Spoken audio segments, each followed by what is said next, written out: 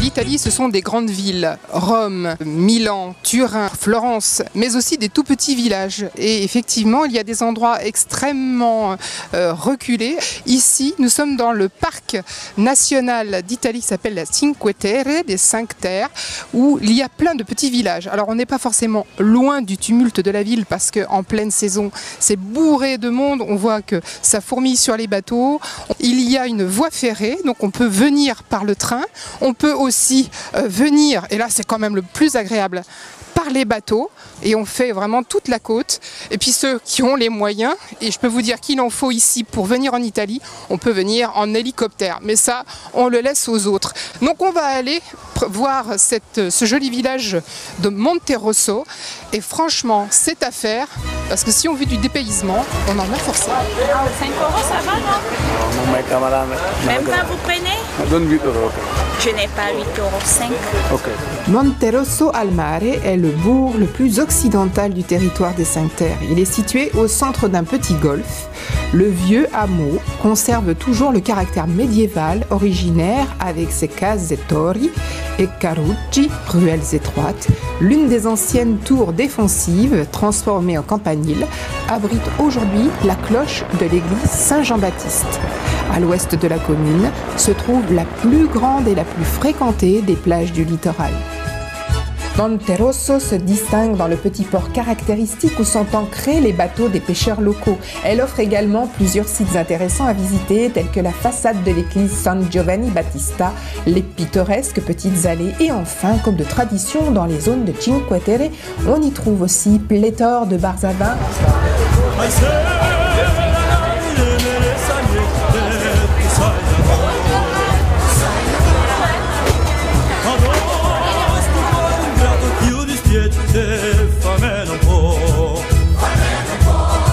Les générations passées ont travaillé la terre et les coteaux, travail qui donne aujourd'hui ses fruits avec des paysages semés de vignes et d'oliviers.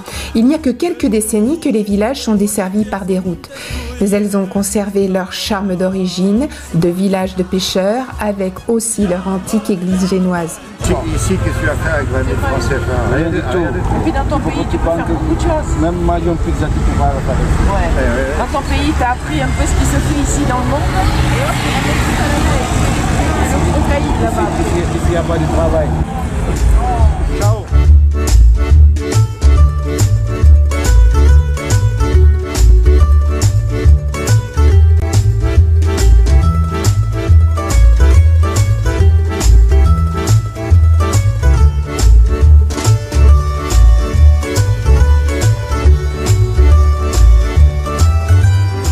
Un service de train relie toutes les villes, desservies plusieurs fois par heure. Mais les villes sont également visitables par bateau. La navigation le long des côtes est un véritable enchantement. Par mauvais temps, les services d'excursion en mer sont néanmoins suspendus car la plupart des villes n'ont pas de port adapté. Ce qui fait d'ailleurs la navigation très particulière et on peut bien évidemment imaginer que les capitaines qui pilotent les navires sont aguerris à la manœuvre qui demande énormément de savoir-faire. Effectivement, le bateau va accoster directement au cœur de la roche. Les ports ne sont pas donc faits pour recevoir une grande quantité de bateaux.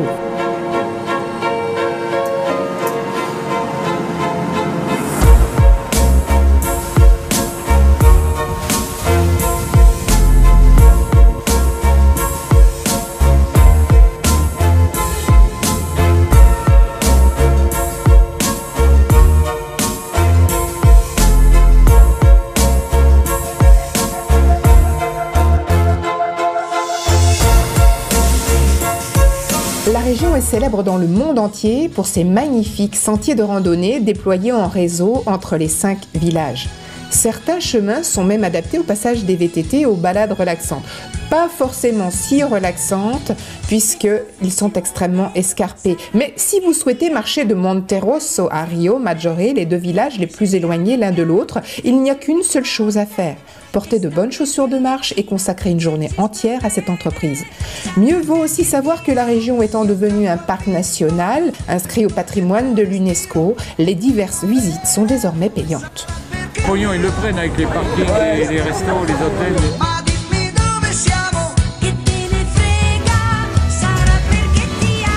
Abrupt et minéral, le village de Rio Maggiore est l'une des perles incontournables du parc national des Cinque Terre.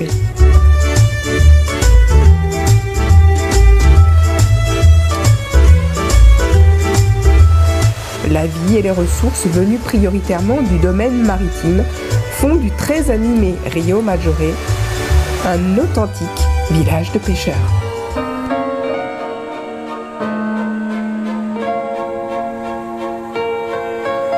Les 5 villages d'origine médiévale, hors du temps, sont suspendus entre ciel et mer face au bleu de la Méditerranée.